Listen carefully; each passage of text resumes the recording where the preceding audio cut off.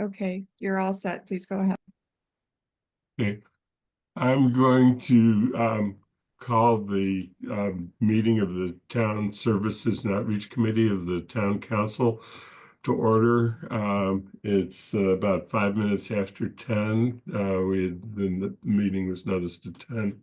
Apologize for being a few minutes late.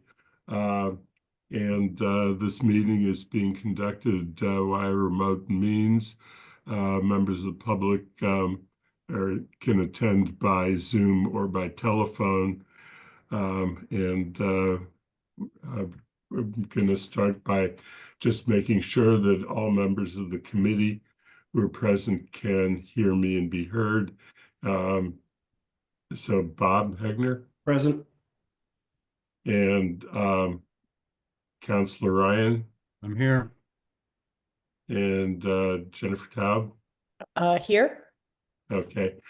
And hopefully Councilor Lord will be able to join us. I did text her a few minutes ago as we were in that gap period. Today's agenda, I think that everybody has been it's probably the one item that's been in the packet consistently. And we want to start by doing public comment. There will be no town manager appointments to consider at this meeting, so that agenda item, which is a routine item that we just place on every agenda, is not active. There's only one person right now in attendance, and if that individual would like to offer public comment, yep, then could you please bring Jeremy in?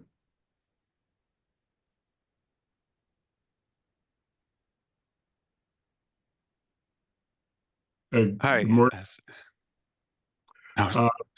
So hopefully you can hear us, and ask that you try and limit it to 2 or 3 minutes, but please go ahead and share with us.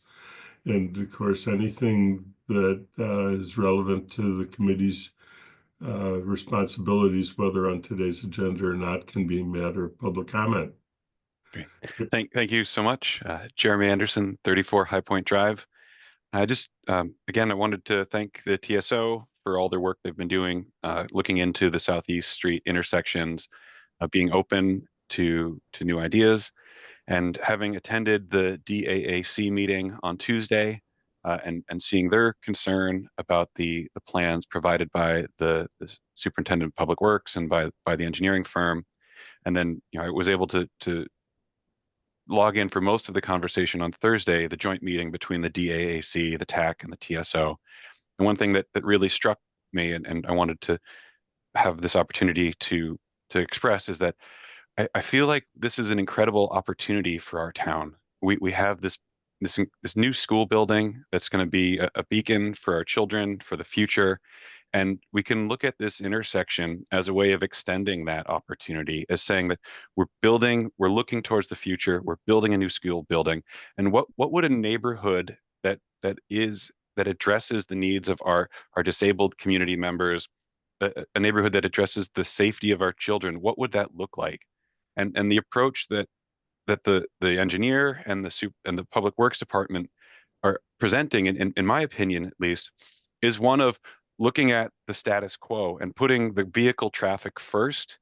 And they mentioned that, we put the traffic lines down, we design it, and then we find room for the pedestrians later.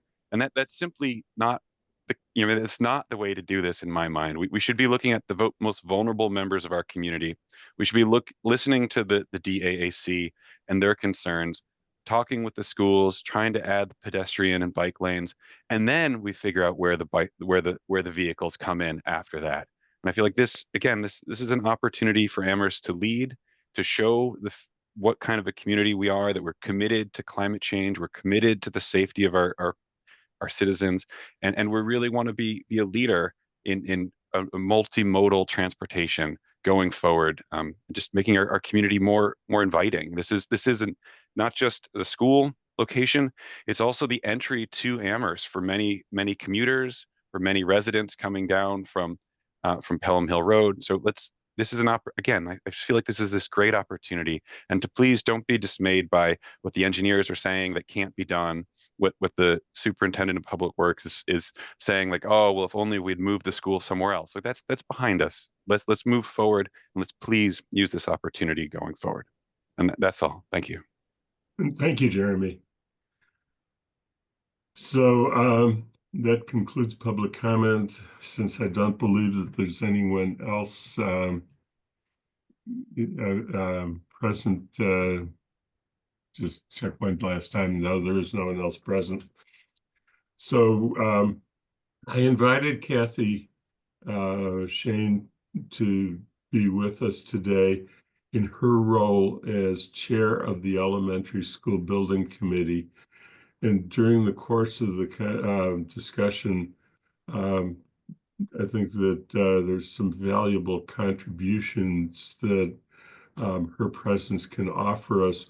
One is to provide any history that's helpful to TSO about the development of the project and how this was considered in the school design discussions that went forward, and also to participate from her perspective as chair of the school building committee in our discussion today about next steps. And so if there's no objection from the committee, I'd like to have her be present too and participate. Good morning, Kathy. Hi, I can hear him, and I know already you can hear me. Thank you. So that said, I'm going to actually put something on the screen if I am able to. Have to get to the. What I've put on the screen is a suggestion, but this is open for discussion. I wanted to figure out how to structure today's conversation so that we can move forward and get through this process in some orderly fashion, recognizing that this is our last meeting of the year. So essentially what I was thinking about was that it might be helpful, as we just heard in public comment, to have others who are present from the committee share their thoughts about, and Kathy share thoughts about what happened on the in the discussion to date and through the meeting on the 19th, and in particular about what we heard on the 19th at the joint meeting with the other two committees, and then see whether we have agreement that on what the goal is. And I had put forward that my view, but I want to open that for discussion, is that we need a plan that addresses everything together. We need a holistic approach. I think that was kind of my takeaway. I would then like to begin the process to just see if we have amongst ourselves alternative plans that we would like to put forward for consideration, but it's really just a brainstorming at this point. We are not going to try and analyze or do anything with them. I think that we need to then share with other committees that have an interest in it.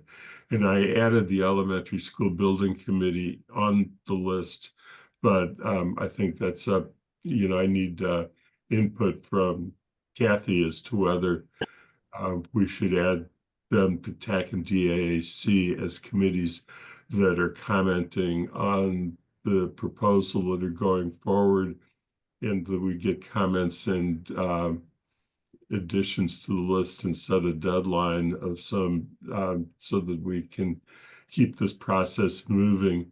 And then after we get comments from those three committees, narrow the list of options. We don't have to get to one, but narrow the list of options in consultation with the town manager and Department DPW, and move to community engagement. And then that would sort of be the next steps. And then, of course, what we want to do is then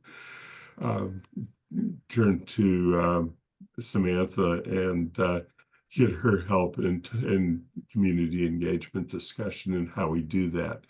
So that is my proposal on how to proceed for today. Is there any comment on it, or?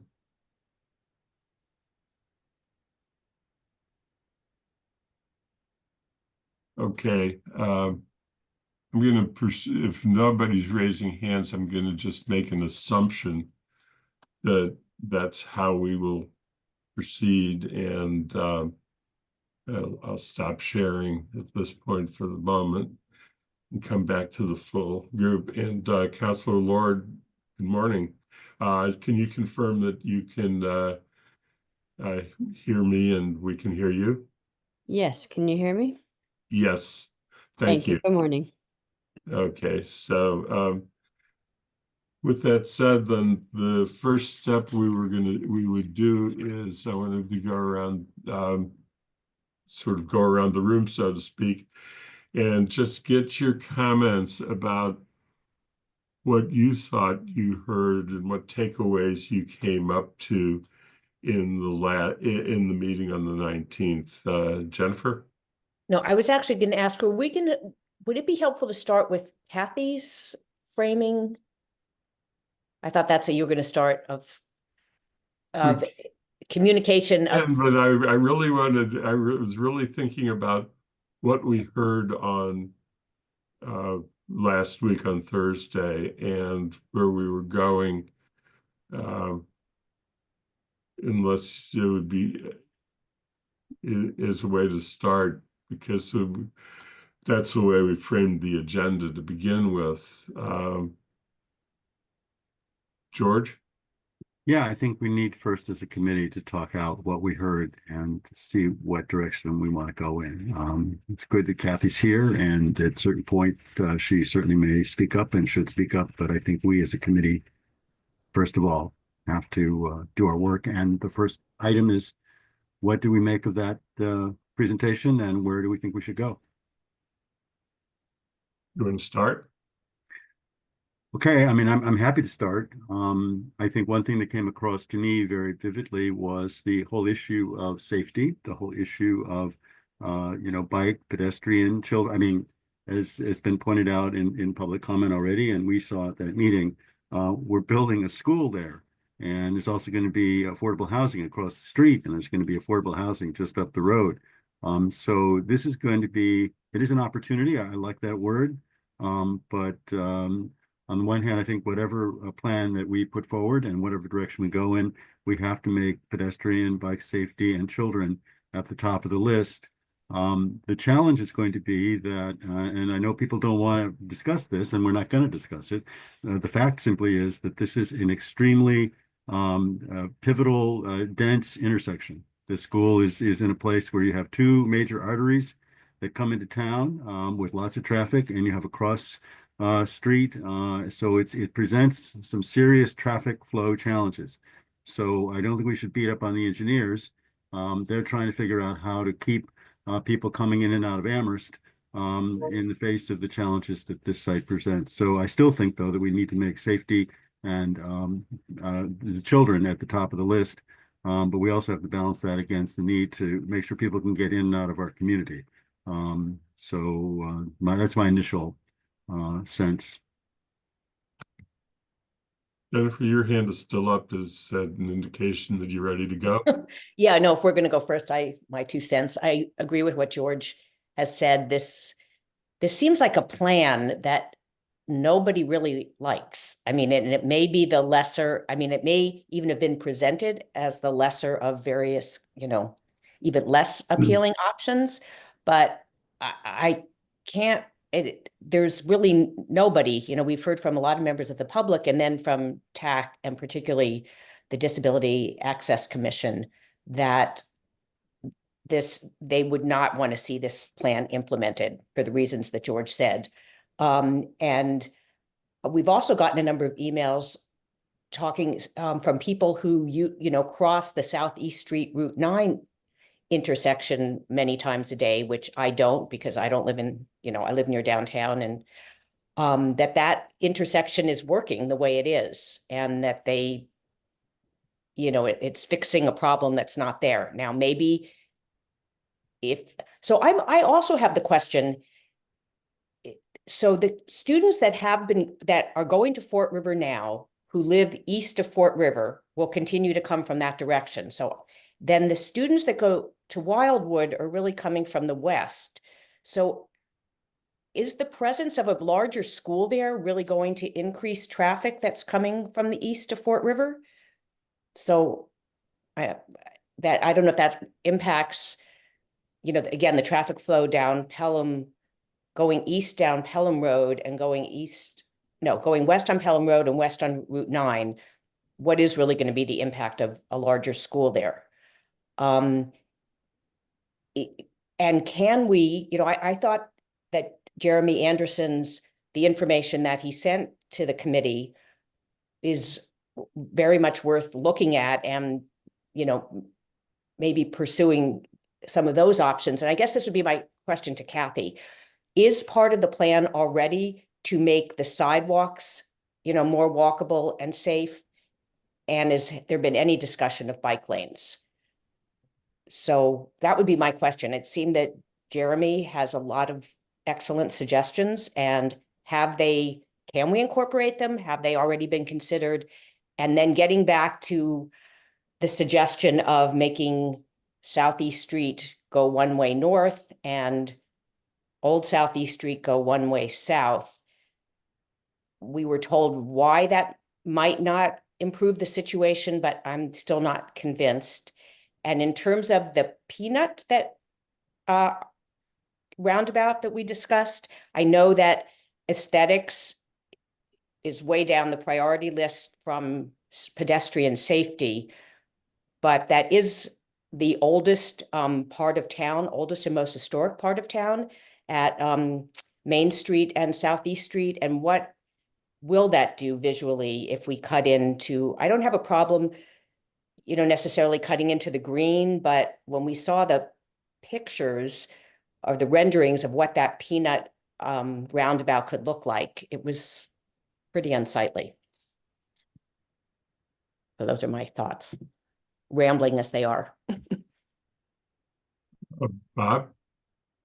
Yeah, I just want to, I want to echo both George and Jennifer's comments. I think that it's pretty clear that the plan as presented is not very popular.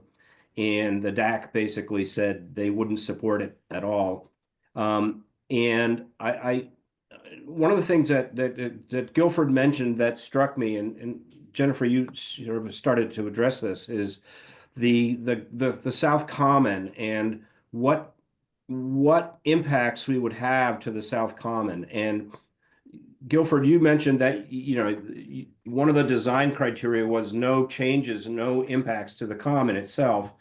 I'm not sure that with all the development that's going to go around there, we should keep it off limits. I think we should consider what it would look like if we rearrange some of the traffic flow to go on, as Jennifer mentioned, south on Old Southeast Street and north on Southeast Street, which getting norths and souths mixed up, but make them one way, and at least in front of the school.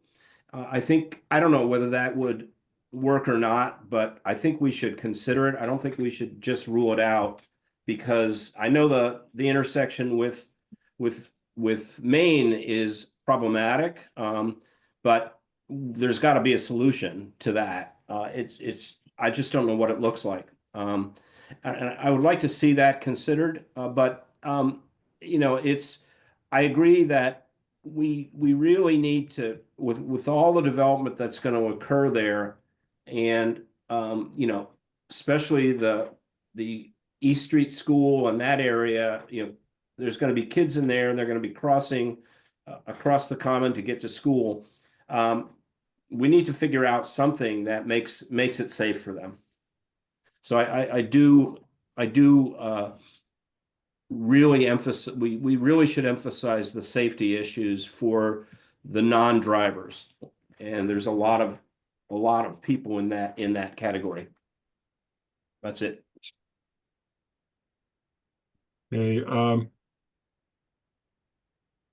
Councilor Lord, you were not at the meeting. I don't know if you had a chance to look at the meeting video or have any comments or observations from what you've heard. Well, you know, I echo what Jennifer and Bob have said about safety being such a priority. I know it's kind of a pickle trying to figure it all out, but yeah, I don't have anything substantive to add yet to the conversation, but I'm in agreement that, yeah, there's some, yeah, that's all. Thank you. Okay. So just to share, I think that what I heard from the rest of you is pretty consistent with where I was at, that while it was treated initially as a traffic flow, and I think traffic flow is a significant issue, I don't agree that it should take a back seat in the consideration, but it's not the only consideration. And pedestrian and bicycle safety and the safety for children are also significant. And that's what I think is my takeaway. And, you know, Guilford, you're welcome to raise your hand, speak at any time. But you know, what you suggested is that if this plan was problematic, that you needed guidance as to where to go forward. That and that's what I think we're trying to do today, is begin that process of thinking about how we go about moving to the next step. And the last thing I'm going to say, and then I'll go back to the people with their hands up, is that the reason that I had put in my suggestion is begin the process by thinking of other alternatives. We have one that Bob described and has been promoted by others, including myself, at various times, is to consider making Old Southeast Street one-way southbound and the current Southeast 1 Street northbound, one-way northbound. I did think about a couple of other alternatives that I want to share with you in a few minutes when we get there. But Councilor Ryan, you have your hand up. Yeah. First, I want to echo the thought that the South Common is not sacred, at least in my view. If we need to take some of that, I mean, obviously we want to preserve it and it's going to stay there. But if we have to take some pieces of the South Common in order to create a situation that is both good for traffic and also, most importantly, safe for the children and the people who are using it, I have no problem with that. And it sounds like I'm not alone in that view. I'd also, though, I want to make a point, and I don't know what my colleagues think. I prefer roundabouts. Okay, I'm not gonna. They're safer. They slow traffic down. Slowing traffic down is something that we're trying to do throughout the town, and I would be perfectly happy to see roundabouts at both those intersections, the two main intersections.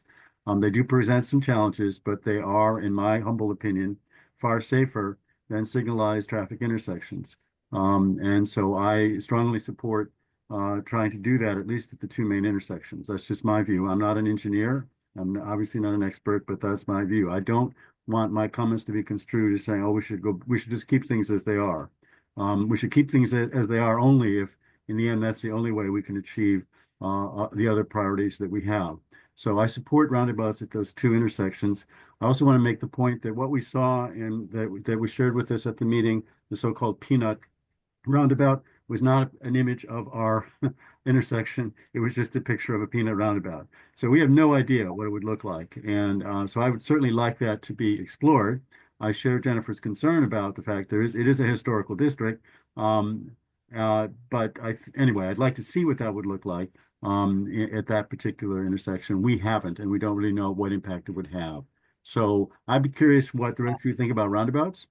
I'd be curious if we all agree that we don't think the South Common is sacred, and if taking of land is needed to some degree, that we don't have a problem with that. I guess those are my two. Did I have anything else? I think that was it. Jennifer? Yeah, not meaning to divert us back to square one, but I am interested to know what is the volume or level of increased traffic flow that is anticipated? Because again, the same people are going to be coming from east to west as go to Fort River now. How many of the Wildwood students take a school bus? I mean, I know there will be more traffic, but is it double the traffic that goes now? I mean, do we have any way of anticipating that?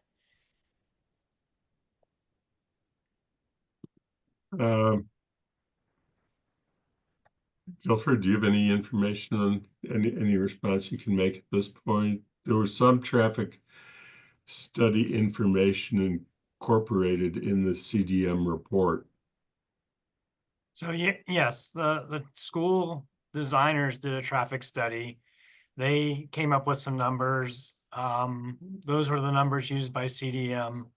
I do not have that open in front of me right now, so I can't really tell you, but I will try to open it while you keep talking.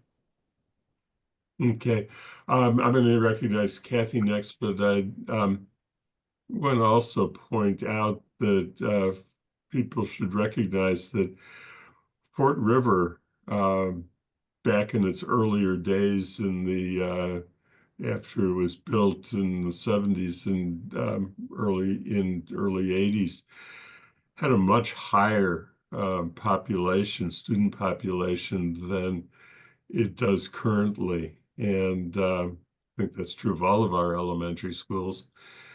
And I actually think that the number of students that were at Fort River when my kids were there is not that different from what's projected for the new school. Kathy. Yes, first of all, I'll say that is definitely true. Fort River was 600 and we're talking about 575. I think there's two changes, and I'm going to give you some thoughts of potential changes on the intersection. But the two changes, Jennifer, that are affecting traffic is that for probably a variety of reasons, fewer kids are on the buses these days, and that particularly was hit with COVID. People started driving their kids to school rather than putting them on a bus. So we have to do bus routes that would enable every child to get on a bus, whether or not only 5 get on a bus that can seat 30. So the bus routes are configured in a way that should all children get on. So there are a lot more cars that are coming in and out of the school than used to be with parents. So one of the reasons for the reconfiguration of entrance and exit for Fort River were to, there are going to be more buses coming in because Wildwood is closing. So we're going to bring in kids from the north down. So there'll be more buses coming in, not doubling the buses, but more buses. And with the cars, we were trying to avoid the conflict of cars and buses getting in and out. So that was this route, including while Fort River will now have the super special need kids that ride a van, and it's vans as well as buses. And those vans are more up at Wildwood now. So you've got a configuration of entrance and exit that's different in recognition of cars. So we have a lot of parking places also on it. So just for what our committee, the building committee, was asked to stop at the edge of the school and leave it to the town for offsite. We started to have conversations about what would happen once a bus left the school or a car left the school. And there were some very preliminary discussions, and Guilford was in at least one of them with the traffic flow person, the team we had, that did do, Jennifer, there was a whole modeling on what's the delay now coming through those intersections and what's the increase? Because one of the issues is getting cars off the school site onto the school site. So it's the entrance and exit that is causing the traffic issues. It's not more traffic all day long. It's just the beginning of school and the end of school. So Andy, I don't know whether you want me, allow me to share notes that I wrote up or not on a screen. It might be helpful if I can just do that, but I can send them to the committee. I met with Rupert Roy Clark yesterday, and I really apologize for not being able to meet with you all at last week's joint meetings. I was on a boat somewhere and literally couldn't do it. But I wanted to make sure I got Rupert's input on the notes that I'm going to share with you, because he's been thinking a lot about what's possible. A few of his ideas of what's possible are no longer possible because where we configured the fields, he was looking for a separate exit off the school property up to Belchertown Road. Not Belchertown Road, the College Street as it goes out to Pelham. But that's where we have the fields now. There is no exit. So I'll just rattle off these and then I can send them to you later. But I also inserted a map into my notes. So in talking with Rupert, one of the things we thought is that south intersection, the signalized light works pretty well because it is a smart light. The problem there is this extra little loop on, it's called Belchertown Road, that comes behind the bank. And there's a separate shunt of road that comes in, and people don't always stop at that stop sign.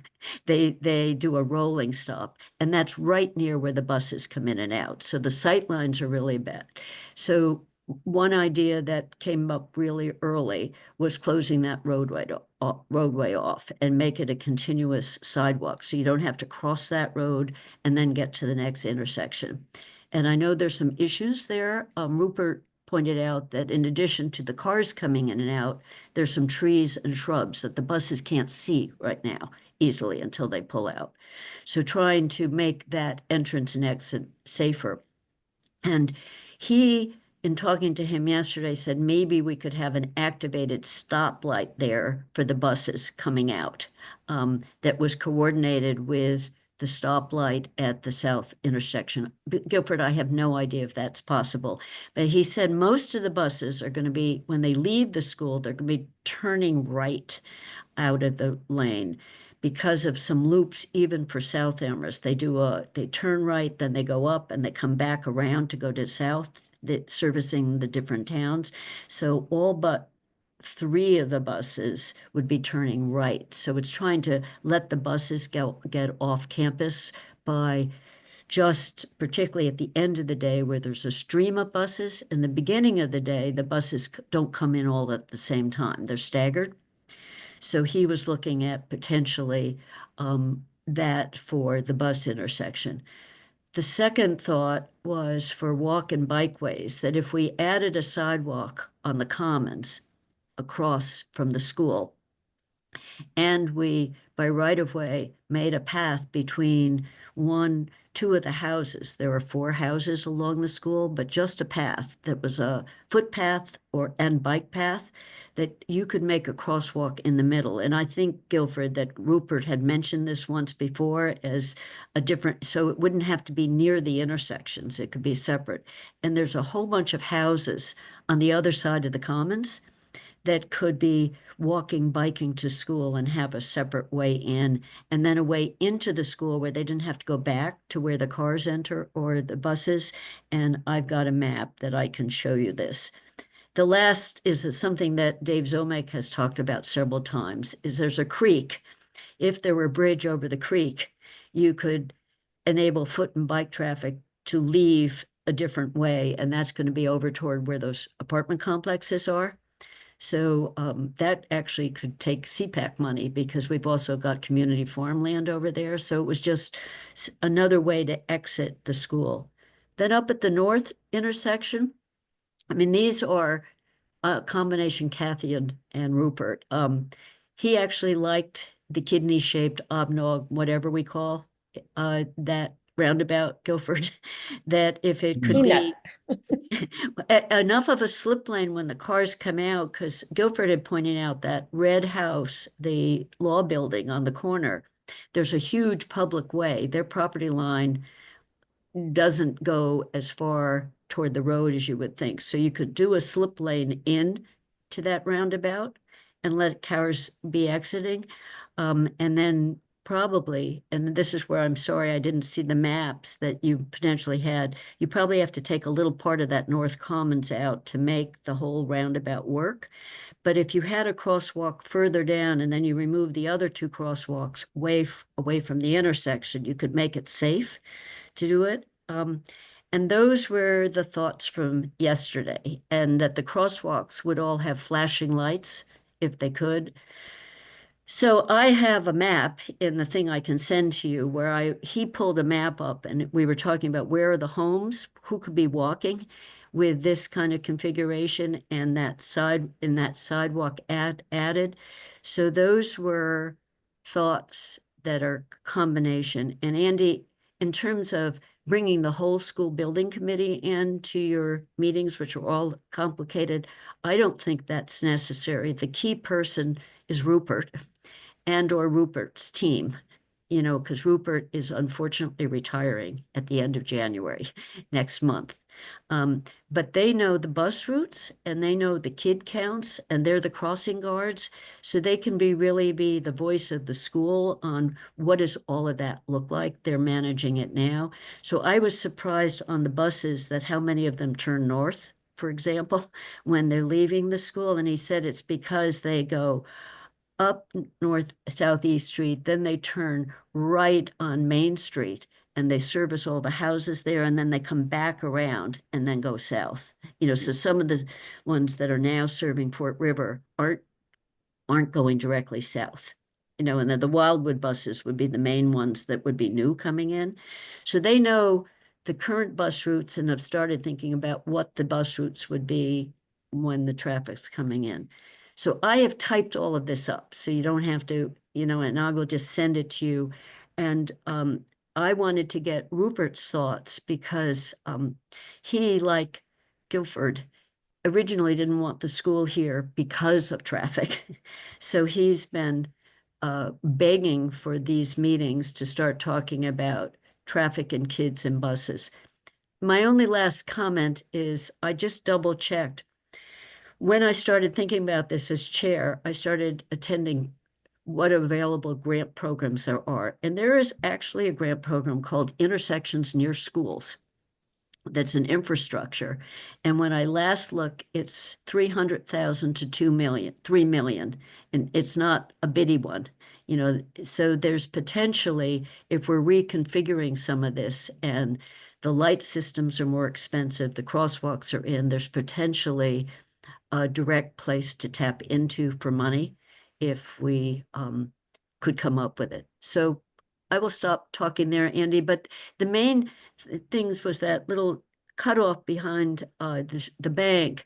One of the people who was on our committee who is no longer there, she was hit and a near fatal accident for her and her kids from a car that did not stop as they came through that. So I know it backs up traffic at the intersection, but it makes for a much safer crossing, one less street to cross for any kid. And it's not as close to the buses anymore where cars are coming in. So that one less intersection was the idea. And that's I'll stop rattling off this. And all of it is in writing, and I will send it to you as a shared document for the committee. On the, what Andy asked for, let's talk about what ideas of what could be done. And so it's one round, to summarize, it's one roundabout, but not round. It's in an odd shape, and more crosswalks and a sidewalk, and a closing off an entrance, that are the set of ideas I wanted to make sure I was able to share. Well, thank you. As far as if you have something that is written up that you think would be helpful for the committee, what I would suggest, if you're comfortable with it, is to send it to the committee and allow us to put it in the packet for today's meeting. Sure. Sure, and I cut and paste from our great website that the town has a map of all of this with the property lines, so you can see where those houses are and can imagine a pathway that walked between them. So we looked at the property numbers and said, okay, maybe it was here, and then if there was a sidewalk on the South Common, on that little commons, then you could walk right across, so you can visually see it. I will send it right now. Thank you. Okay. I had a couple of things to think about as alternatives, and what I was going to do just real quickly is just tell you what they were, and then see if anybody else has anything else that they want to put on the list, and then see if we can then continue on the path of what I had suggested as an outline today, unless somebody else wants to throw in some alternatives. So one of the two that I had thought about and actually talked with Paul at the end of the meeting the other day at the council meeting is whether there was a possibility of retaining I guess let me take it one step back. Is those of you who have driven by know that there are lights that were placed at the entrance exit of the current Fort River School, which used to be just the exit, and they are just on flashing yellow. And what Paul told me is that the problem is that actually having them as operating lights was creating great confusion because they didn't necessarily coordinate to the lights that are just north, and literally just north. It's like the distance of that one building that's the law firm and accounting office that's next to the school. And people who were coming were getting confused about which light was their light. And so the one thing that then seemed like a possible alternative is to have two traffic lights, one where there's currently a traffic light at Main Street and then one at the entrance exit to the school, but to have them be coordinated in a more sophisticated manner so that they're, for example, green for through traffic on Southeast Street all at the same time and not potentially inconsistent with each other. And it would take a more sophisticated traffic light control system to do that, but it is done in lots of places. I see that Guilford has his hand up about that one, so maybe I'll stop and see. Guilford.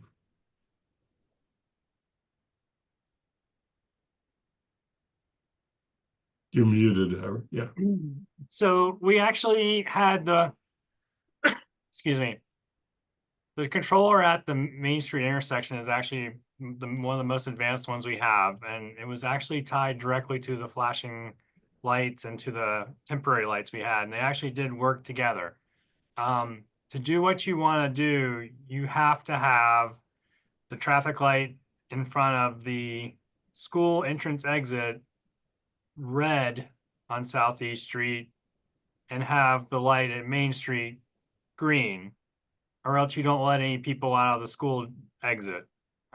Because if you just had both the lights on Southeast Street red, you'd let 5, 6 cars out of the parking lot of the school. They'd stop at a red light.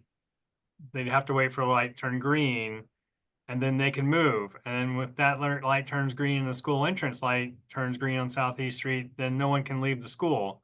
So it's and because people would blow through the red light at the school entrance thinking the light at the other end was green and they had a green light,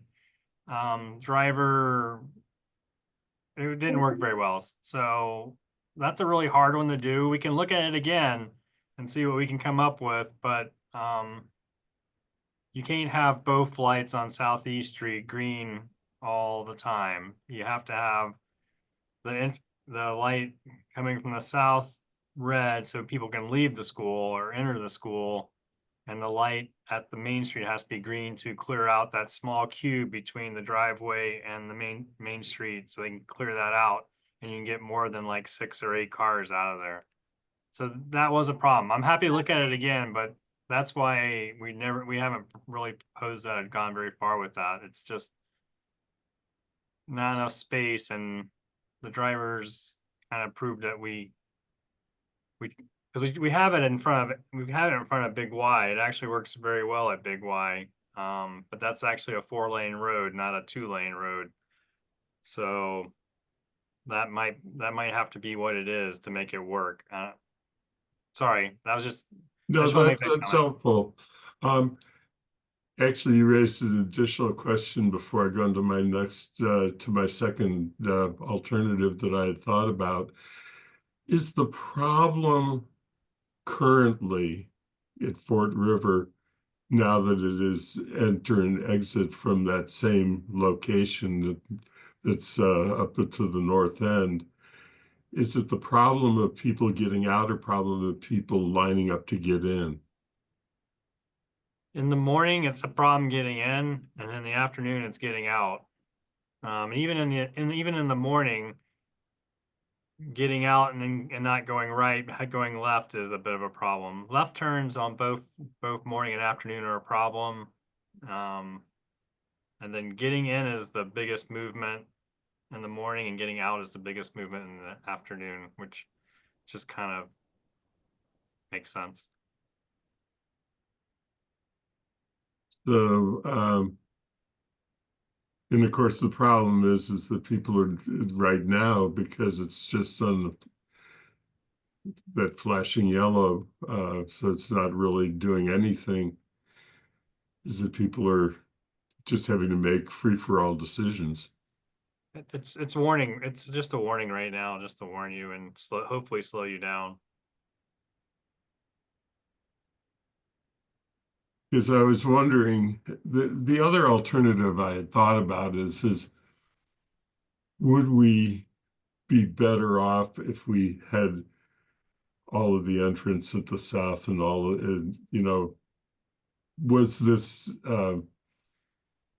original concept of having everybody come in and out for cars at that one north entrance, and now proving to be a decision that was not wisely thought through.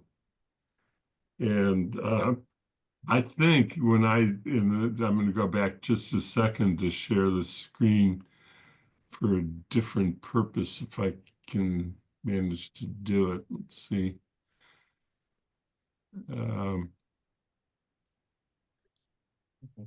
Have to find if I can get to my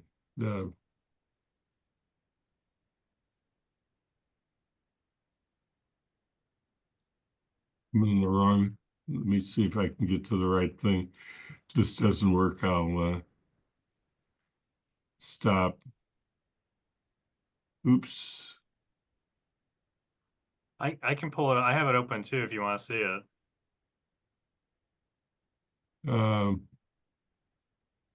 What you're seeing on here, look, is the map the school.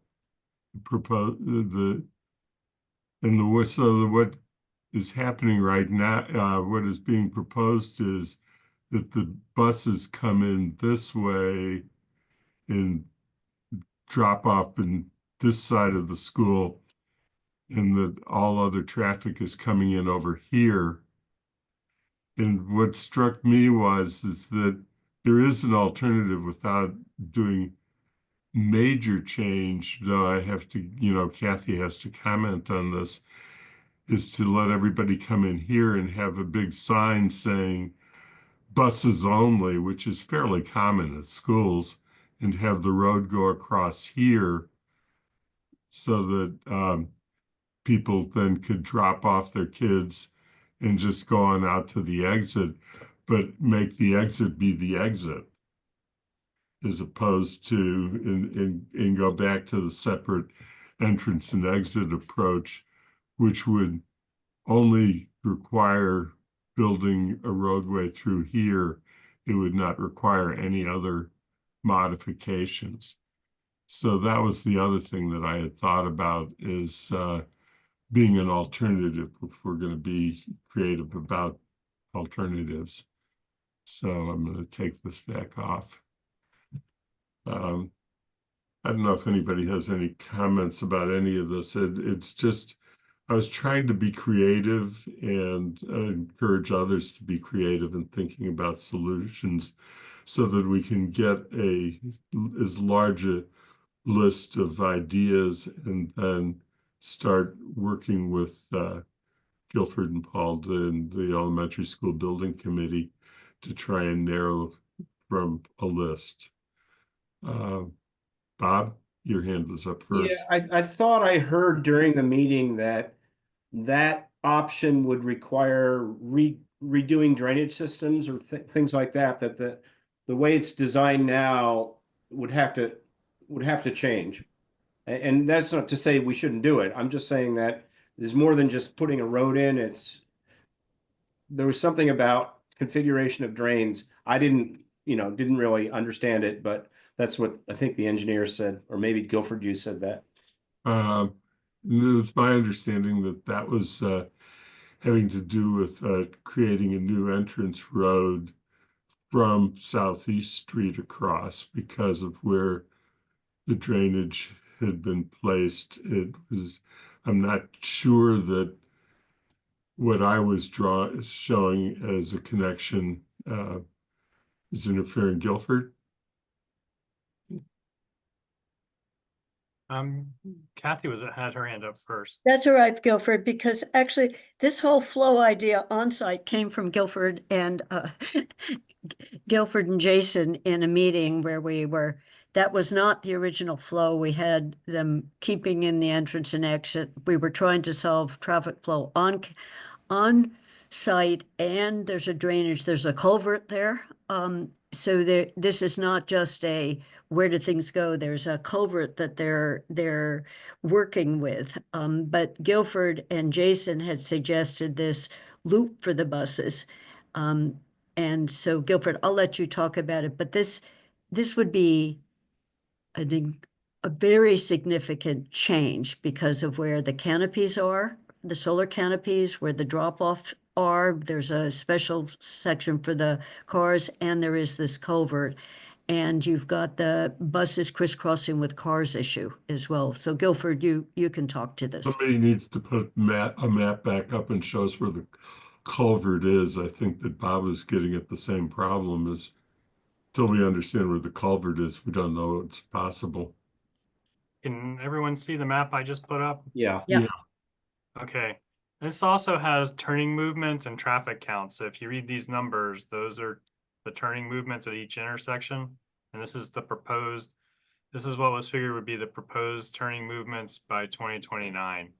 Just so if you're curious what these numbers in the circles are.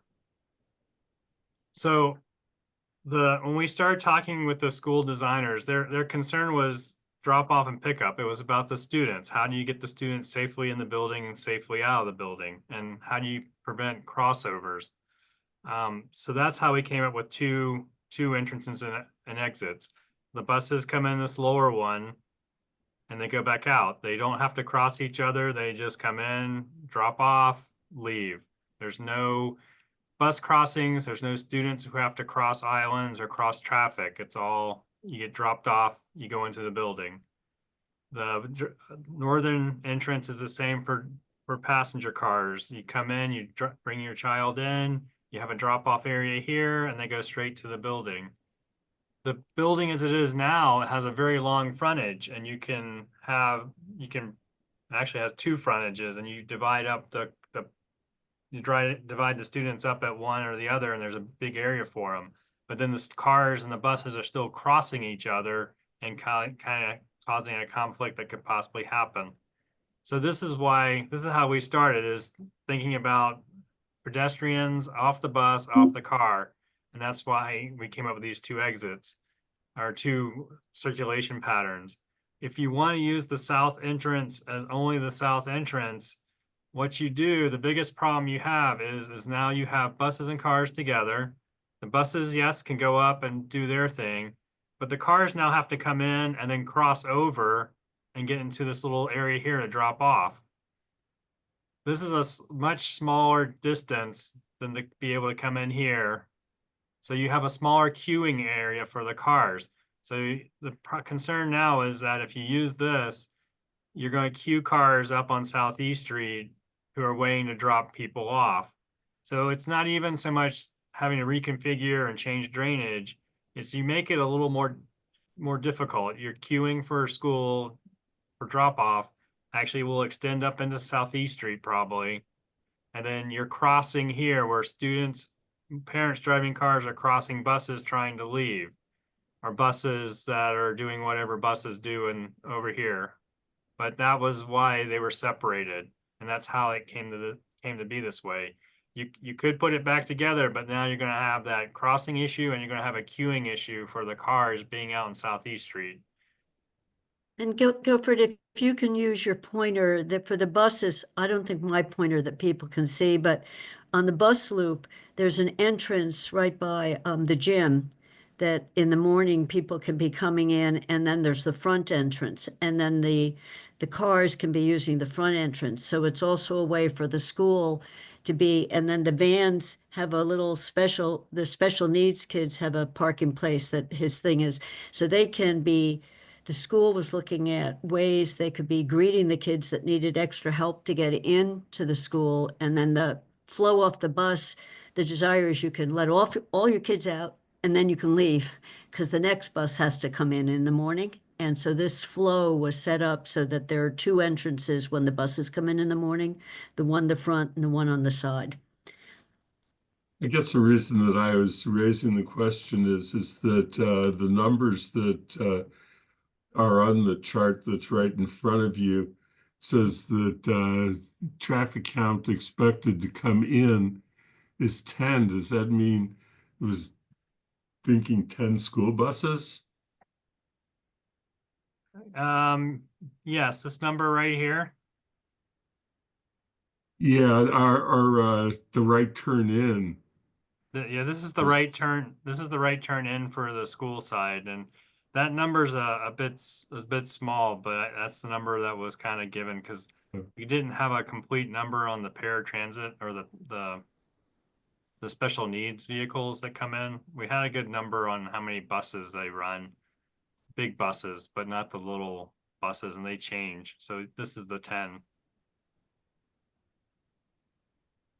And Andy, you can, on his map, you can see this Belchertown Road cutoff coming in, which is really near, whether that's a car and bus lane or not, that's coming in very near to this. So I understand what the issues are. If you close that off, you're pushing cars toward the light, but you're making it much safer for the buses coming in and out. They can't easily see those cars. There's a whole bunch of trees there.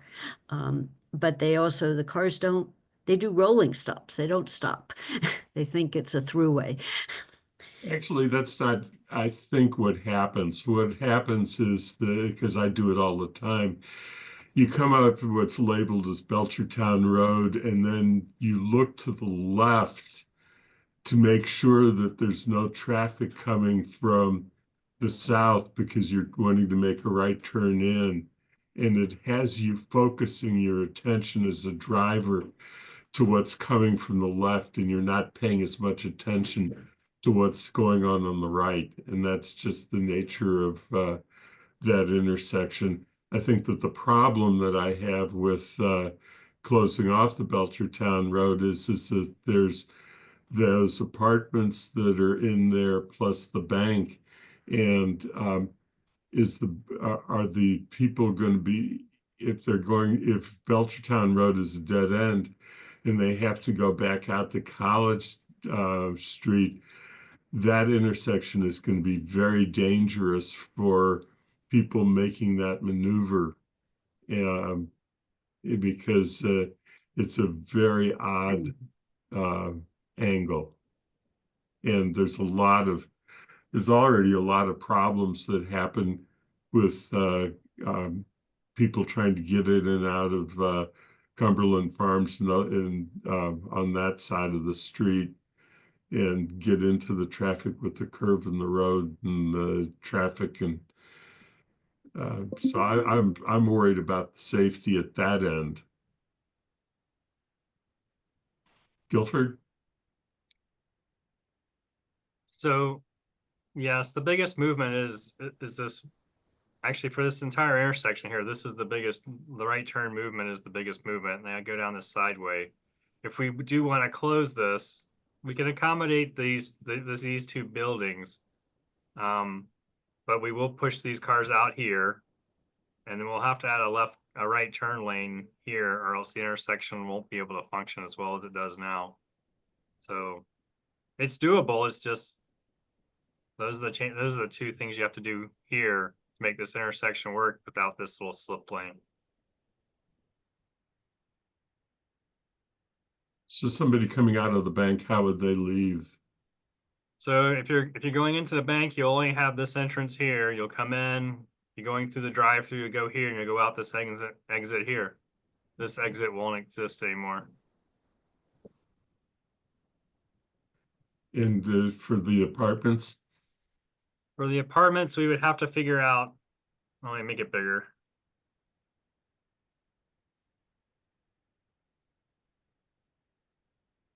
For the apartments, we would have to figure out how to bring this entrance here, and then we'd end up cutting across here to make a T intersection to let them out. And all this stuff in here would go away.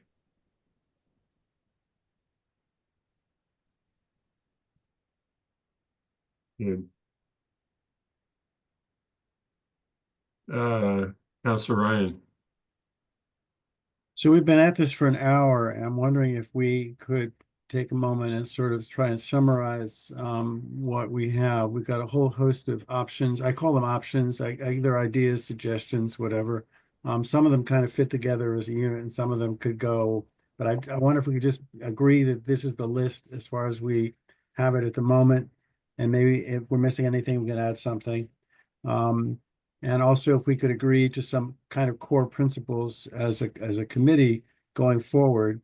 And then the next step would be to decide, how we're going to proceed. But if we could just do a little summing up, I'd be willing to try that, but maybe there's some other things people want to raise first. Yeah, no, thank you. I think that is a good suggestion, because we do need to continue to move forward with what all we're trying to do today. So I have some notes in front of me, Andy, and you may have them as well, and others may have notes in front of them, but I have what I see is what I call them 3 options, though in fact that you could move some of these items around. But the first thought I wanted to suggest as a group is that we are endorsing a kind of holistic approach that prioritizes safety and recognizes that this is a school zone. Sort of like that's where we're coming from. Is that a fair statement? I mean, recognizing that there's a serious traffic flow issues that are important, but for what we've heard at the last meeting, public meeting, and what we're saying, our approach is holistic. Whoever this goes to, Guilford, to the engineers at CDM or whoever they are, we want them, or whoever it is, to really think hard about the issue of safety. and the fact that this is a school zone. I know they're well aware of it, but just something we would emphasize. We're also saying the South Common is not sacred. We're obviously not going to get rid of it, but we need to take some land from that in order to achieve the safety and traffic flow goals. We as a committee don't have a problem with that. And the third thing I'm hearing from Kathy is that we need to get input from the school as we proceed. And it sounds like even though Rupert's retiring, there's a team, and it seems like that would be the way for us to communicate with the school. That we'd like them to be involved if that's possible with us, or at some point we would reach out to them, but they would be an important partner in this process. And they clearly have a lot of knowledge that we don't have. So those are three broad things. Is there anything else? Yeah, Jennifer, you have your hand up, but. What about add, but perhaps at the point the school opens, real advocacy and encouragement for families to use the school buses. I think as we're trying to be more energy efficient, and now more people, there's more single passenger kids coming to school in their private vehicle, seems it's actually counterproductive to our climate action goals. And it's sounding a little like when the school was at full enrollment, there were more students coming than there will be with the new school, but that many more of them were taking buses. So I just hope we could encourage more bus transportation to school than coming in your family car. Mm. So are there other just general principles that I'm missing, or that Andy, that you think we're missing? I just wanted to summarize those first. That's what I'm hearing, but I don't know if I'm missing something, or if people want to add something. Jennifer's added the thought that it seems appropriate, that we'd like to encourage, for the sake of the planet, that people use buses. I think the Anything? only other thing that I would throw forward, and then I really actually want to move on so we can get to Samantha too, is that traffic needs exist and the street needs to exist 365 days a year and 24 hours a day, whereas the school problem is a significant problem that we have to address, but it's more like 180 days out of the year and for very specific times of the day, and that we've got to be thinking of both.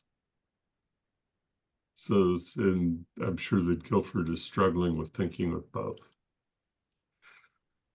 So Andy, the other thing I was going to do, but you are the chair and the committee is in charge here, but I was going to just list the options that I've heard over the last hour. And we were missing anything we could add to it. Things that we would like Guilford or others to be thinking about, and going forward, and come back to us at some point and tell us whether they're terrible ideas or they have some potential or whatever. The first one that I heard was sort of a peanut roundabout in the north, signalized intersection in the south. Close off that spur, or try to shut it down. In the south, the so-called Belchertown Road spur. And then I think all of these options, whatever they are, some kind of plan that we can see for sidewalks and multimodal paths for the whole area. Which The right other now, one on my list was making Old Belchertown or Old Southeast Street and Southeast two one-way roads. right, I call that option 3, but you're right, Andy, that could be used in any of these scenarios. So it kind of sits out there as its own. Is that feasible? Is it feasible to make that a sort of one-way round? I know Guilford had an excellent comment last time. That would mean people coming out in the car would have to go up, it would allow a lot of driving around. But anyway, yes, that would be one that should be looked at. The other option that I saw was peanut in the north, roundabout in the south, and again, plan for multimodal and sidewalks, etc. And what am I missing? Could we add anything to this as well that people would like, that should be looked at, or we'd like to be considered? So why don't we do this so that we can move this along? because Councilor Ryan can can work with me to make the list, and then we'll just circulate it to the committee, and the committee can any member can make suggestions for additions, and Kathy also. Kathy, your hand is up. Yeah, George, I liked what you did, and I just said, and multimodal and walking. So one of the things that I put on is a new walking path between two houses, and that would have to be a right of way. There's no public way there when Rupert and I looked at the property lines, but there's rental houses. So if we got agreement to having that, so. And then the sidewalk where there isn't a sidewalk now on the commons. So George, I'm being picky, but it's some additional points where people could be on foot doing something or on bikes doing something. Mhm. There was one additional thing that had been brought up a long time ago, and that is that there's an old pathway that exists going from the school property up directly to whatever that is now, Main Street, going out towards Pelham. Mhm. Yes, there's a walkway on school property all the way to our Main Street. Okay. It's Yeah. only problem is that you sometimes have to wear rubber boots, but it's It's underwater. it's a really nice path. It's a nice path when it's not underwater. Okay. Might need some improvement. In other words, Was that the one you were suggesting a bridge over? I'm sorry. No, the bridge is down by where the buses are. If you follow that out, there's a line of trees and there's a creek. The maps show it, there's a creek. And you can't just cross over the creek without a bridge. And Dave Zomek has several times mentioned bridging that to allow, especially with the new apartments coming in, it allows, if you think of Fort River not just as a school, but as a playground Mhm. and playing fields, it Right. allows people to get onto it Mhm. in a different way. And you can't do it now because of this it looks like a little rivulet that runs along, but there's a nice blue line that runs along there of water. Yeah. But again, I mean, to me, it just reminds me of how much an opportunity we have here. It's a real challenge. It maybe in the best of all possible worlds, it could have been different, but it is what we have. But it is an extraordinary opportunity, especially with the new housing coming in. And we just need to keep it focused on that, I think. And then I don't know how we'll find the money, but we have smart No, people. George, Definitely that was will. one of the excitements about, aside from other Grant. issues at school, is that it was more than just a school and a whole community was developing around it. Right, And it is, yeah. And we just have to find funding sources, and so we can That move grant along. program Kathy mentioned? I'm sorry, didn't mean to interject. The grant program you mentioned. yeah, I'm sure Guilford, it's part of Safe Routes to School, but part of the Safe Routes to School is tiny amounts of money, but there's one that's called infrastructure that's big amounts of money. And who knows whether that's still on the books, but it was on the books in 2023, Mhm. when Chris Bestrup and I were on some phone call with the state on grant opportunities you should know about, and that was one of them. Yeah. So what we're going to do is George and I are going to take the list of options that we've just discussed, make into a more formal document, circulated to the committee, and then we'll allow comments to go forward. But what I want to try and do, because Samantha's here, and we had a almost discussion earlier this year about outreach, and want to get back, and we didn't end up doing it because Jennifer Moyston was leaving at the time, and we lost our prior communications director, who was one of the community participation officers at the same time, Brianna. And so we really want to think about, as our role as Town Services and Outreach Committee, how we do outreach. And in particular use this and waste hauler as examples, but really focusing right now on what we've been talking about today and how we would go about informing the public and engaging the public in the process so that it's a community engagement. So Samantha, thank you for being here. Thank you for having me. And I think a lot of the movement of this conversation today is kind of something I was thinking about as I was thinking how to present this information to the public is just, it's a lot easier if they have options to select from or like specific items versus just this broad proposal that they put information or public comments out there about. So I like that you're moving towards developing options that can be shared. But I guess basically what I want to share is the different outlets that we have for sharing announcements and information to reach as many people as possible. And then also how to effectively and efficiently collect feedback from people on this information. So really just to kind of share an overview of what we have and what we've been utilizing for sharing information. We have our website that has a feature that allows us to push out a news announcement that lives on our website homepage, but also gets emailed or text to 507 subscribers. We also send out press releases regularly that goes to 17 local news outlets, and we've definitely seen a lot of news outlets pick up most of what we send out.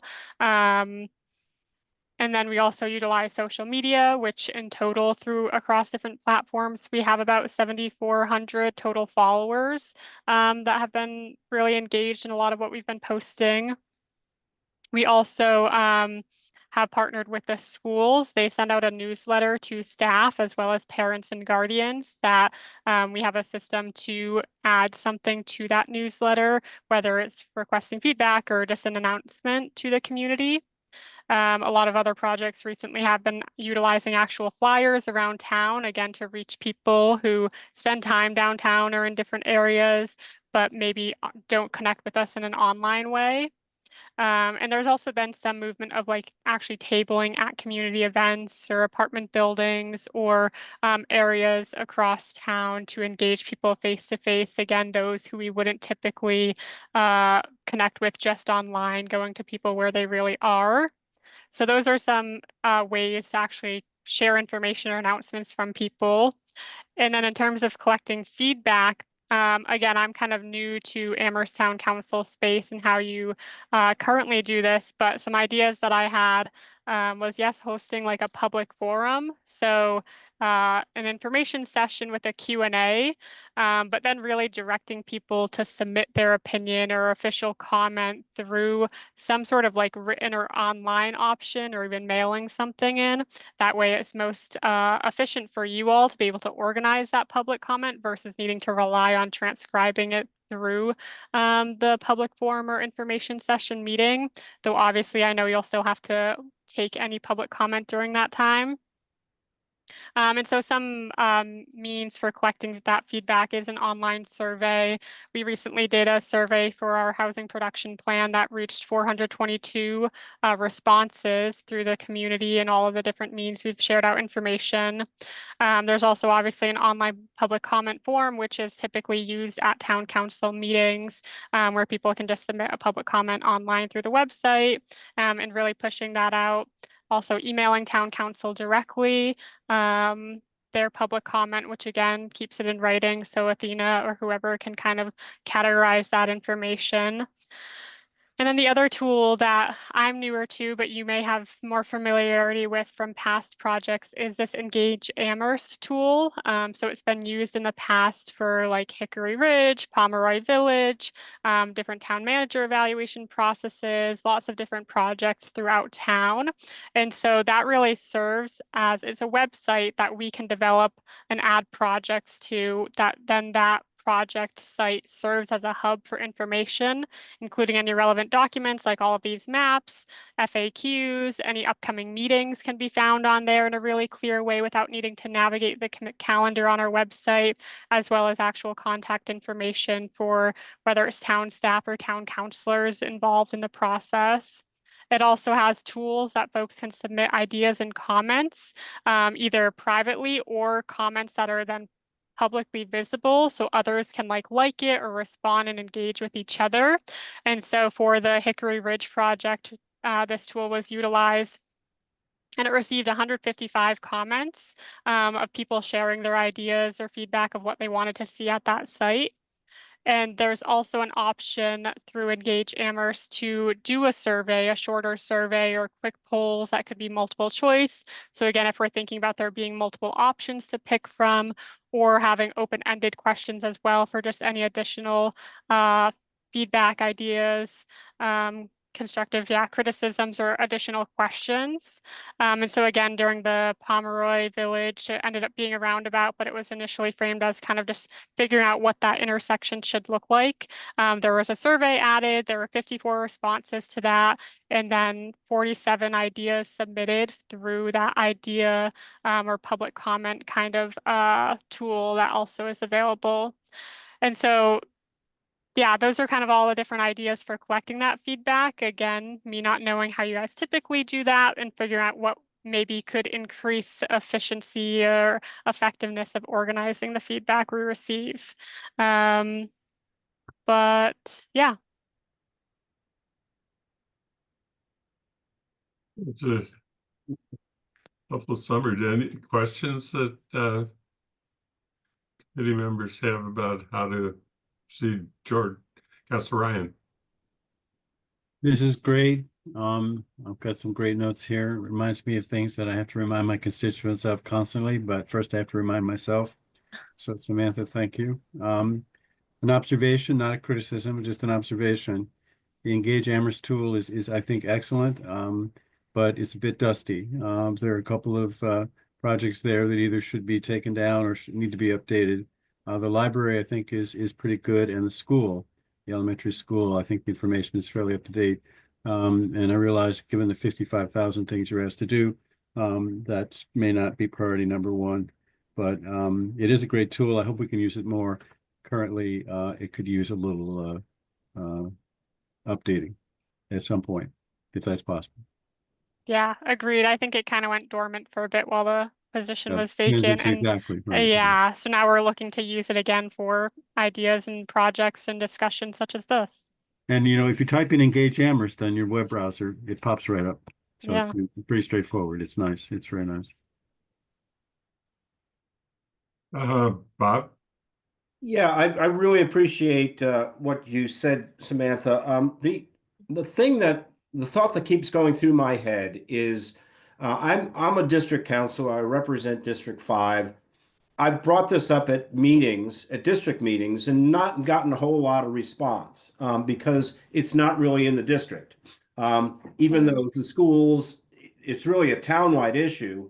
You know, the elementary school is essentially a townwide issue, but people tend to think more narrowly about what's in their neighborhood. So you can get probably people that live along East Street engaged in this process, but getting the rest of the town engaged is really hard, in my opinion, because it's just not something that, you know, again, University Drive, I've brought up University Drive a couple of times. And again, very little reaction, even though it will have a big effect on the whole town. So I don't know how you struggle with issues like that, but I mean, we're sort of balkanized in that most of the councilors represent one district out of 5. And when you have a district meeting, people tend to focus on issues that are closer to their houses. So, and you probably are struggling with this too. But anyway, that's the struggle I have, is how do we get a real robust discussion going among the whole town, because it really is going to impact the whole town. Yeah, I appreciate that, and definitely something to keep in mind, thinking about, like you said, how to maybe frame the topic to really explain how it does impact the whole town to engage folks across different neighborhoods. Jennifer? Yes, no, I was also thinking this would be an excellent, all these tools to, when we do outreach for the waste hauler Mm. bylaw, because that will touch everybody in town. Yeah, and I know a lot of other communities in Massachusetts have recently made shifts to around their waste hauler system that we can definitely look to see programs or outreach that they did that we could kind of mirror here. And I just want to add, at our last District 4 meeting, there were like 4 people that Pam and I had never seen before, and they said they heard about the meeting on Instagram. Didn't even know we had an Instagram, so thank you. Yeah, that's great to hear. We also just added Blue Sky to our quiver. Yeah, We're see very who's current. on there. The Blue Sky is a media, okay, this shows you what I know. Okay, all right. I thought they were something to do with solar power or something. Okay, it's a media thing. All It's right. when people have fled Twitter, people are Oh, trying to find out okay. where's everybody going, and there's been like 3 different options lately. Blue So Sky is one of them. it's the So it's latest actually one. Pure Sky, because Pure Sky, I'm sorry, yeah. Oh, okay, all I right. confused that too. Pure Sky. All right, thank you. I'm glad to hear Jennifer is on the cutting edge of social media information. I'm gonna come to you, Jennifer, but I don't know. I am not at all. Samantha is. I mean, my observation, to go back to Bob's comment, is being a counselor at large, I try and keep up with what the issues are in each district, but it has always struck me that as I've done campaigning townwide, that it's really there's the challenge to try and find out what the issues are in each district, but also recognize that there is some crossover, and what decisions are made for one district may in fact affect everybody, but and take everybody by surprise, but they're kind of hidden until they happen, which is what concerns me about Southeast Street, because a lot of people drive that street who aren't residents of that particular district. It's not just a District 2 issue. And it's, which is why I'm really concerned that we need to be letting the entire community know what is being considered on a thoroughfare that is used by most residents at some point, some regular point. And I think we had that experience with Pomeroy too. Yeah, so I guess just to summarize all, I think as I finalize kind of the alternatives or options that you're exploring for what these intersections or series of intersections could look like, I think we then look to host some sort of public forum, really framed as an information session that allows for Q&A, and then we have something set up to direct people to how to officially submit comment or give feedback, whether it's a survey or form or something, and then utilize all of the social media, press release, all of those outlets to really push about this public forum, as well as how to give feedback or view the recording of a information session, etc. So I think once you guys have those options or whatever in place, then we can figure out moving forward with scheduling those pieces, and I can assist however to push that information out. Okay, Bill, thank you. So the steps would be for us to continue working on the options, which is going to be a carryover into the next year, obviously. And then as we narrow the options to a reasonable amount with the committees that are in place, that we then get back to you and what the options are that are still alive, and go to the next step. Any other questions for Samantha at this point? Is if not, I think that we probably, George, we're not going to be able to really to have 2PC discussion.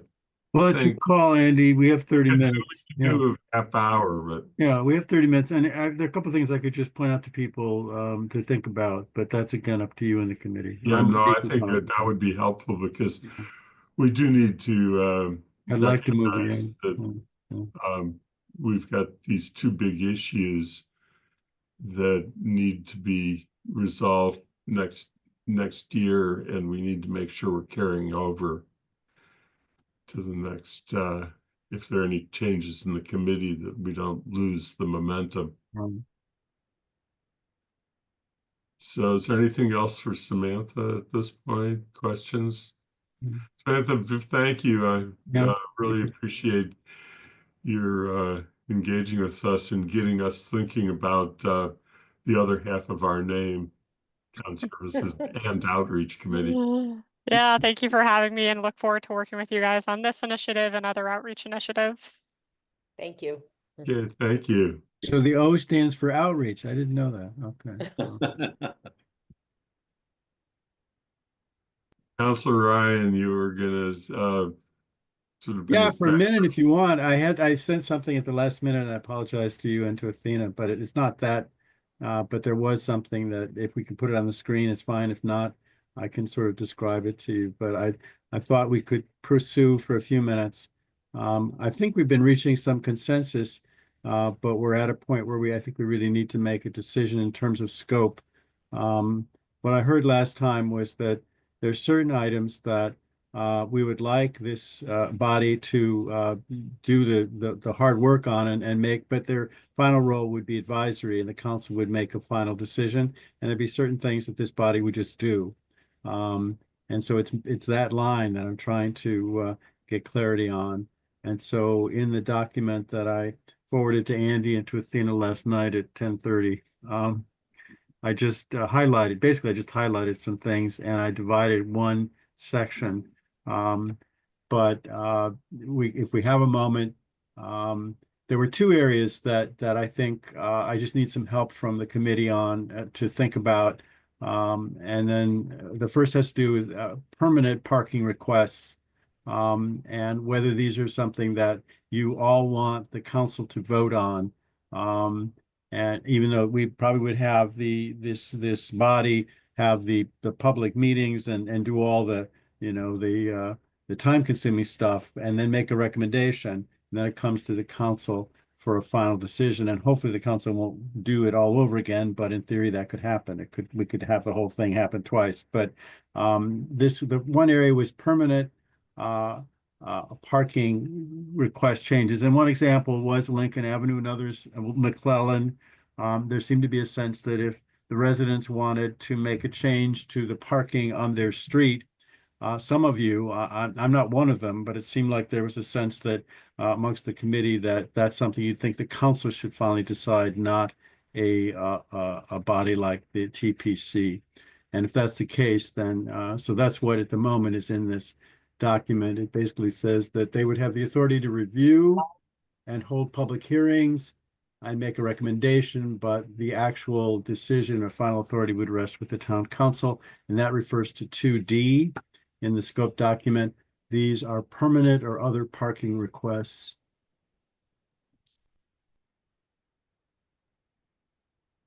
Were you commenting on that, Jennifer?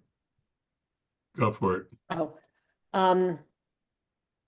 well, that would be impacted for me based on the composition of the commission. So if there was a counselor or two represented, so that's where I don't think I could make a decision just on that isolated.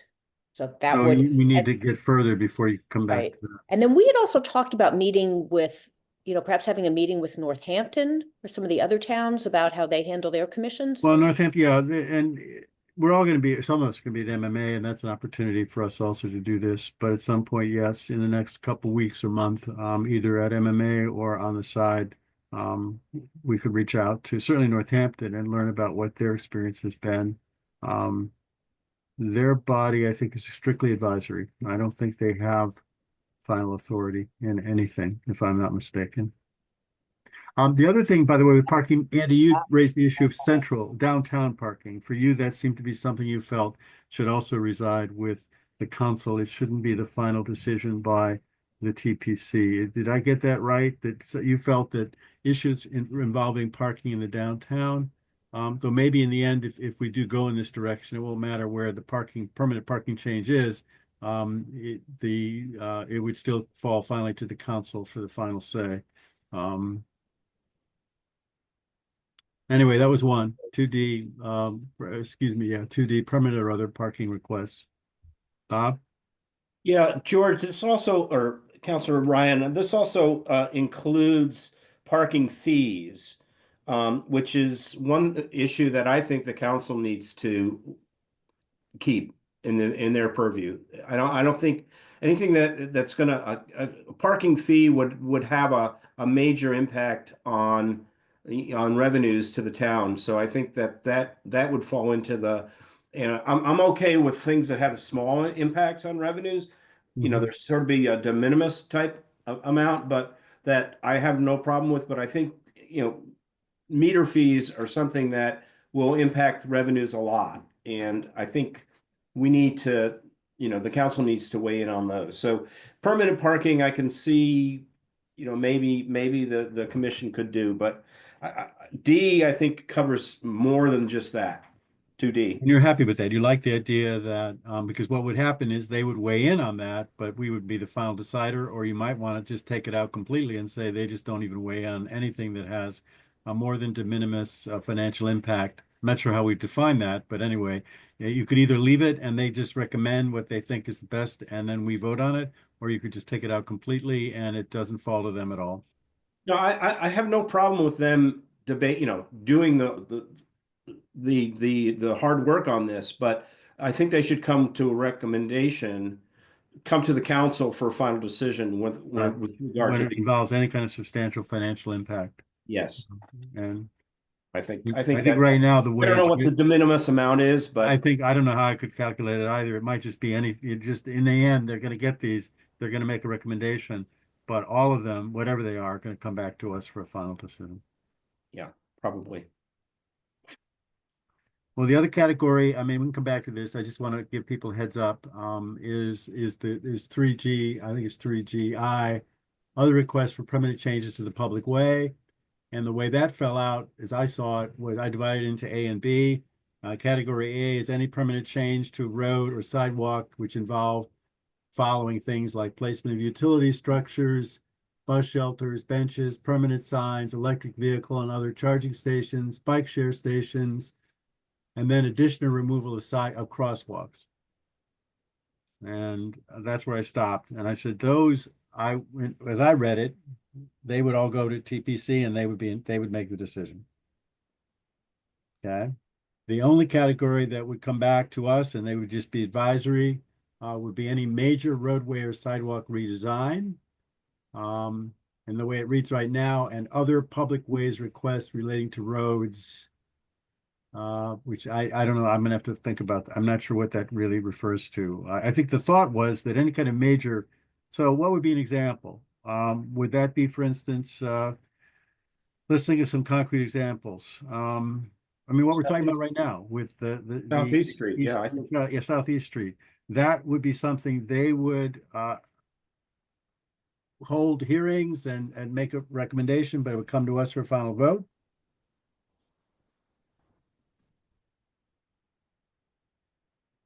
That's the question. And, you know, or does it not even go to them at all? And we run with it. We take care of it. Which means it goes to a committee like TSO. In other words, it's the process we're in right now. So you can imagine another universe in which this doesn't come to us at all. TSO has nothing to do with it. It goes to this body. They're doing a lot of what we're doing and maybe even more. And then they make a recommendation, but they don't make a final determination. It comes to the council.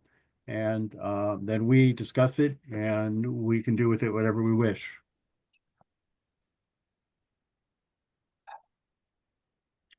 And I thought I made a list of other examples, but you can think of them too. If you start thinking about examples of things currently or in the past, would you be comfortable? What would you be comfortable having them determine and be responsible for completely? And what would you think you'd like them to do, basically the bulk of the work, and they would have the expertise, but it would come to us for final decision. And we don't have to decide this right now, but that's where I'm at the moment in this document. And if you look at it, that's kind of what I highlight in red where the sort of decision points are. And then the next issue was scope. And I'm sorry, it was composition. And again, just to give a heads up, I, for one, personally speaking myself, do not believe that counselors should be on this body. Period. So I'm going to fight that, but that's something we're gonna have to discuss. So right now I suggest 5 members. Certainly somebody from DPW, certainly somebody from the police department, and then 3 residents, and then a staff liaison. Right. And I do not believe we should have counselors on this body. Because I know what's going to happen if we do. And I would do it too. Okay, I'm speaking for myself here. Wait, what would happen? Well, if this were in my district, I'd fight and I'd be all over it. And if it was in your district, I would just shrug my shoulders. You know? I wouldn't do that. would. No, I I would mean, too. it seems like, well, we need to look at other such commissions, because it seems a lot of them do have. Some do, and that's exactly, so that's true. We should talk to Northampton and maybe look at some others.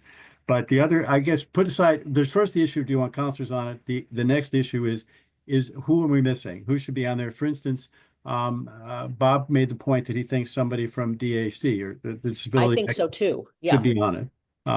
So you have as a voting member. Now they could be there simply as a, who are the voting members? Anyway, so you could have a disability person, you would have a DPW person, you'd have a police person, and you'd have and then maybe 2 residents.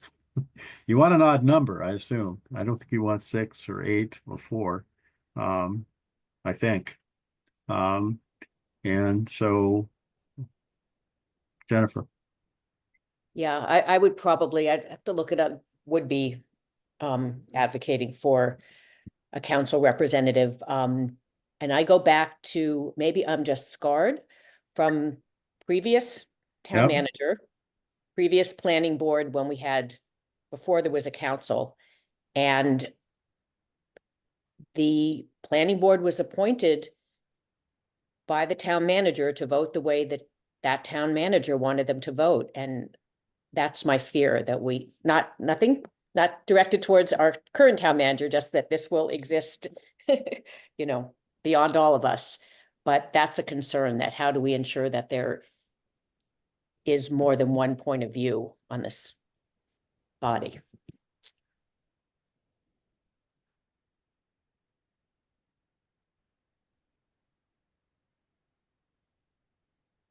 Planning staff? I'm sorry. Andy, go ahead.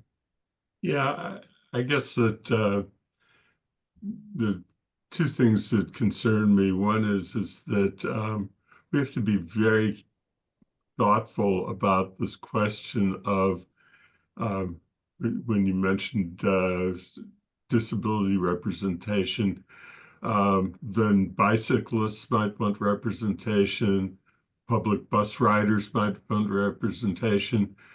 The reason we came about creating the Transportation Advisory Committee was because there were so many committees that were representing special interest groups, and that it made for a very diffuse, unfocused process that was very time consuming for staff to try and hear from all of those different groups and pull all of them together. And I think that you run into a risk if you start thinking in those terms. Where do you stop? And the other thing that I was, in the end, what we're going to have the biggest problem and the greatest degree of unhappiness is a decision that affects lots of people.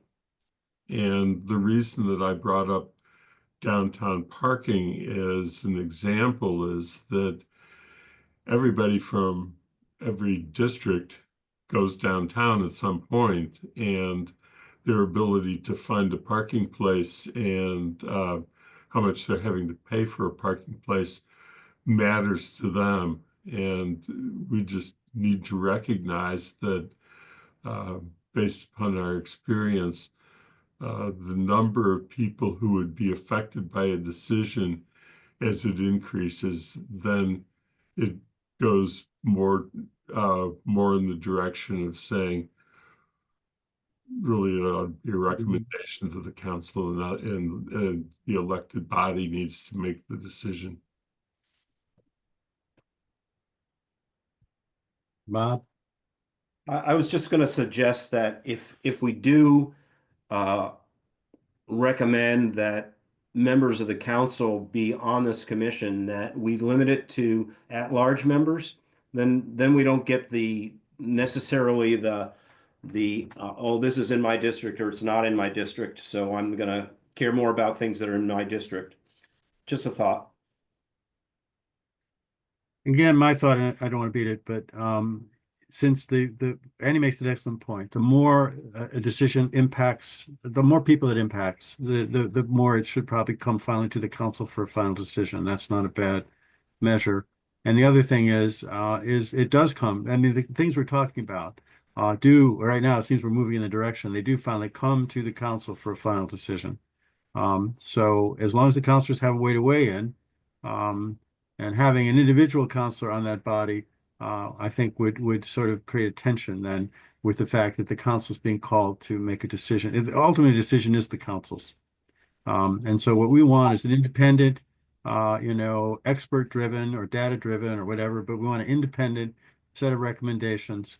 And then it comes to us as counselors, including the counselors who would be impacted in their district if they were, to make the decision. Jennifer. I would say if it's going to be more advisory and decisions are going to come back to the council, then we wouldn't need a counselor. That's I think where we're headed. I think we're in that direction. Yeah, I would agree with that. Yeah, okay. Then the final question, I'm sorry, is just who do you want on this body? And I know Paul wants to weigh in now, but at some point the thought is that given the sort of shape that this is taking, it would, since this is Paul's proposal to the council, I would appreciate sitting down with him or have Andy, whatever, and just going through this and seeing what his thoughts and concerns are. And he may want to digest a bit of what this is before he speaks to it. But at some point, I think we would go back to him as a committee and say, okay, here's where we're headed. Is this a direction that you are okay with? And do you have any suggestions or thoughts? Because I think we could then, I'd like to think by the end of January, we could have this done. Because I think the main issue is scope and the main issue is composition. And then the third is to the degree that this reflects what the town manager originally envisioned. Paul?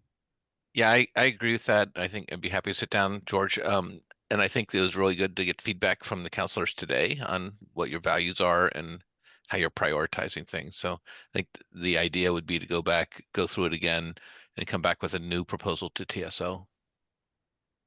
Okay. So Andy, that's all I wanted to do, and I appreciate the time to do it. At the moment, it looks like I will not be at the next TSO meeting. I will try to be, but I don't think I will be able to. So I will not be present until the second meeting in January. It looks When's our like first meeting? Well, that's a good question. That's an interesting question. Good. Mr. Chair, when's the next meeting?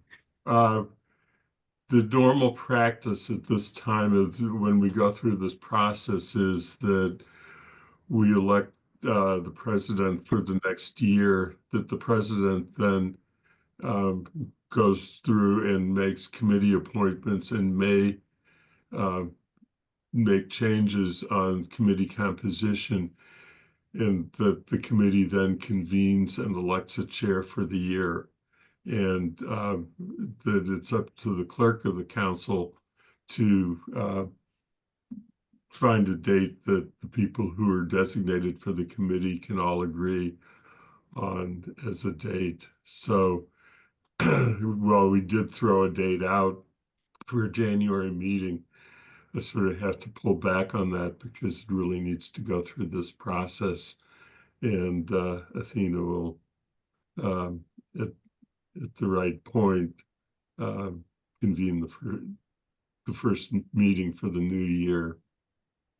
Athena, do I Right have, now, it's down for the 16th, I think.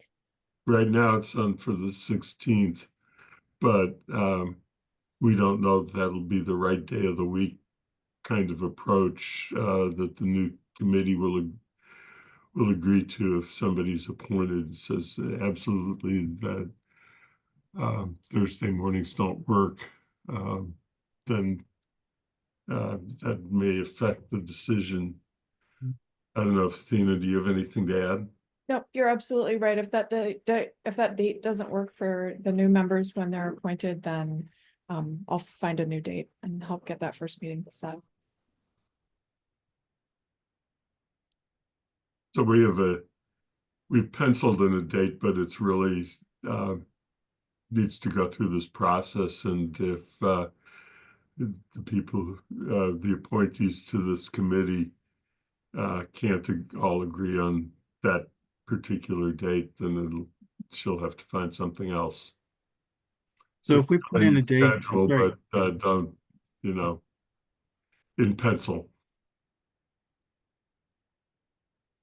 Anything else?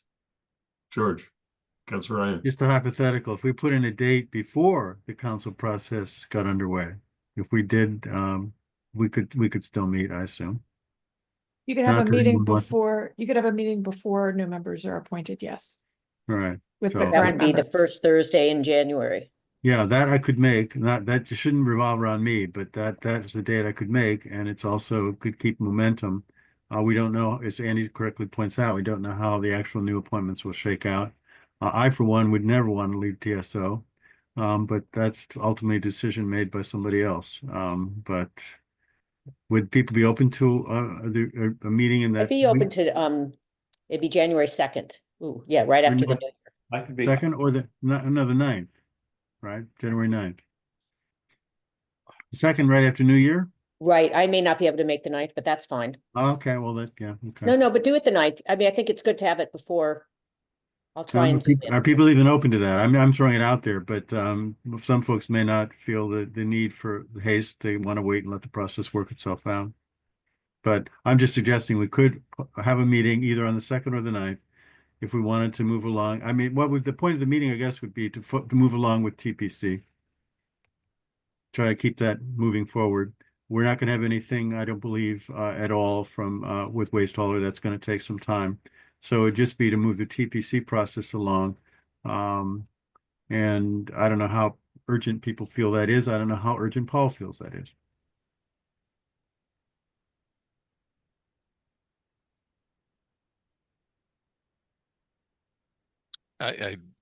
There's no super urgency to this. I mean, other than to get it done. I mean, Yeah. these things So tend to linger. 2027. These things tend to linger if we aren't purposeful about moving them forward. I think that's correct. That's my sense of life in general, and particularly with council life. So I'm always willing to push ahead on something we know we have to do anyway, rather than let it linger. But it really is a function of people's own schedules and desires. I could do the 2nd or the 9th. I don't know if anyone else. We yeah. should I probably could do give the 2nd. staff a break with the 2nd, so you don't have to come right back. Well, does staff have to be here? I mean, I guess they do. I don't know. I mean, can't we just, do we have to have staff here? I mean, it's just anyway, yeah, I hear that. I agree. That's a concern. But the 9th, you could, I don't know. Is there Bob, any thoughts? Hala, who any is it thoughts? who was it who could not do the 9th? I'm Jennifer's going to not be out of sure. town, but I'll try and zoom in. I can't guarantee, but you could have it without me. I mean, It Because would I be think the if we meet on the 9th, the purpose is going to be to, and I'm going to do this to summarize the whole where we are with everything right now, but Yeah. the purpose would be to try and see if we can get to some final conclusions on TPC, and that's something that we're near the end on, and we could actually make a recommendation from the committee as presently composed. if George is able to take everything that we've got together and get it down to, and I think he's moved well in this direction, and I appreciate it. Because otherwise, if we have new members and have to start over, that's a You real have setback. new members, you have to start over again, and this is one where we can be, Right. we might be able to make a recommendation at the end of the next meeting if we devote the entire meeting to it. They're prepared going in. And I would certainly try to do that. I would try to do that. And as far as what the main discussion today, I think that what we're going to need to do is that George had taken notes. He and I will, and maybe with Athena looking it over too, see if we have a summary of today's meeting and where we are. And if we do, then it'll be essentially how we're looking at the options going forward, what options we have, and then get that out to TAC and DAAC and ask for if they have any comments or additions that they would like to make, and give them a date to get back to us. And I think we would send that to all of you for your, give you a chance to comment on it before sending it out. Does that sound like a reasonable process? Mm-hmm. Yes. So I don't think there's anything else we need to do today. Does anybody have anything else that they unanticipated that they want to raise? Jennifer? No, I just want to thank you for excellent chairmanship this year. I really appreciate that you lay out what is going to be on the agenda in the discussion for each meeting, and you share the reports with us to the council before you submit them. So thank you very much. It was a lot of work and it's appreciated. Oh, thank you. Pass that along to whoever is chairing next year.